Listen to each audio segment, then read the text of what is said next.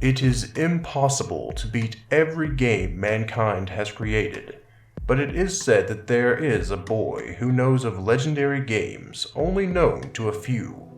Legends say this boy wants to spread the word of all the existing games. No, I don't want to. Legends speak that this boy wants to... No. Do you know that some people don't know about God Hand?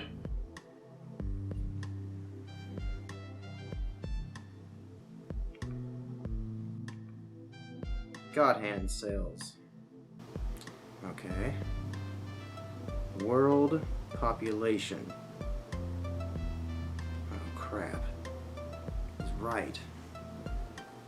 There really are people who don't know about God Hand. If they don't know about that, then what else don't they know about?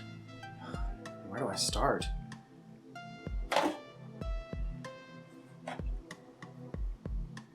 That'll work.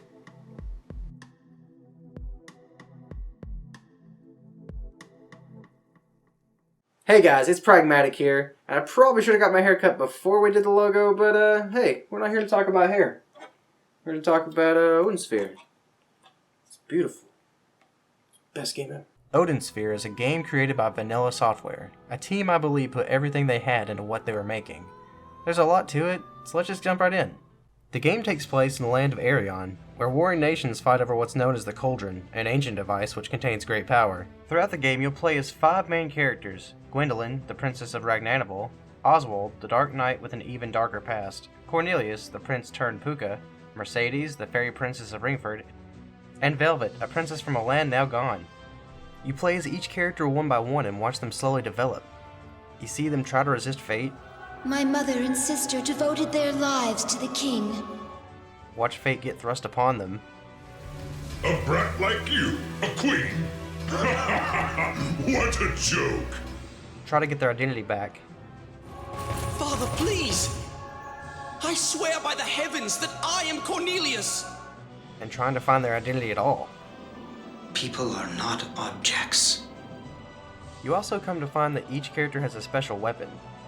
Weapons called ciphers that draw power from phozons.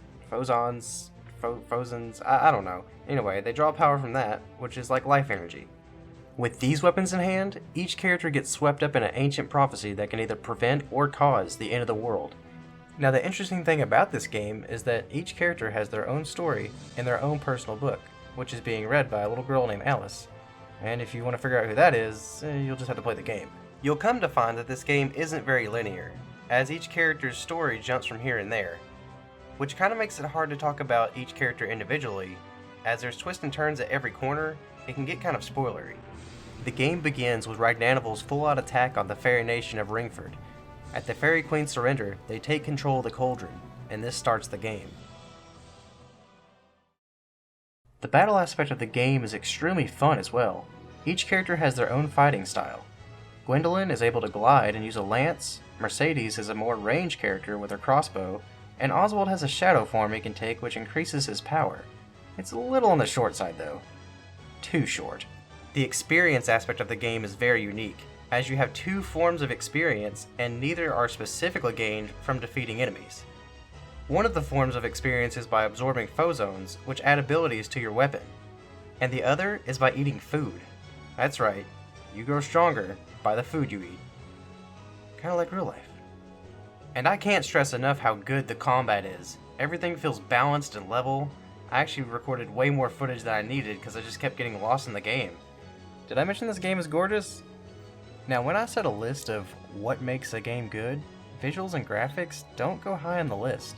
But this game is beautiful. The backgrounds are simply captivating, each character has a lot of detail to their sprites, and it's a bit of a weak spot to me when it comes to sprite animation. I mean, they pack in so much detail to their sprites for almost anything they do. Flawless etiquette. And not only are their hand-drawn sprites beautiful, but they're really nicely voiced as well. Is she someone special to you, Father? She resembles the princess I once loved. To lose her again now. Gwendolyn, please leave me. I do not wish you to see me like this. I promise not to use this bow for evil. Well then, What will you use it for? To be treated so by my own father. Is it useless to fight back, as the Queen of the Netherworld said? The cauldron is essential in order to stand victorious and help us conquer the entire continent. Every main character and side character has a voice that seems to fit, and it makes them sound full of life. Well, except for Queen Odette, because she's the Queen of the Dead, but let's talk about my favorite side character, Miris. Your face is so pale. Princess Gwendolyn, are you feeling ill? Look at her. She's my absolute favorite, and she's completely adorable. I even named my cat after her. That's the one. Now, if I were to say what the most essential item on the what makes a game good list is, it's pretty simple. A game has to be enjoyable. It has to be fun, pure and simple. And that's this game. Whether it's grinding some enemies to get to a higher level, or just trying to stock up on some items, this game is always generally pleasant. Except for this dragon. Ugh! And that's not to say the game is completely flawless, it's definitely got a snag here or there. Enter the alchemy system. Basically, you put in a mix of items with some cute vegetable people, and it'll make you potions that bring up stat boost and resistances. These really help as there isn't much in the way of healing spells, so healing items are the way to go. All this together is pretty nifty aside that, well, it takes a while. You beat up a vegetable, you pick it up, you put the vegetable in the vial, you add it to something else, rinse and repeat. It just seems a little tedious to do when you make so much. So much. The game does go a little overboard with enemy spawn, especially when fighting bosses like Queen Odette, so sometimes the game can have a bit of lag, but it doesn't happen terribly often. And the money system's a little bit weird too, but I don't think it's enough to get into. And of course there's the minor thing of getting dizzy all the time. Always dizzy, always getting it. Fight bear, get dizzy. Fight dragon, get dizzy. It's a minor thing, and the bad doesn't hold a candle to the good. There's a lot of good, and I mean so much good. Now what you're thinking? You're thinking, Pragmatik, I don't want to play old PS2 games, I want something new. Maybe if your game was an HD remaster, I might do that. Yeah, they made it for the PS4. It's freaking great. The remaster takes everything that may have been off about the PS2 version and works on it expertly. The item system is better, it's smoother, and there are even more layers to each level.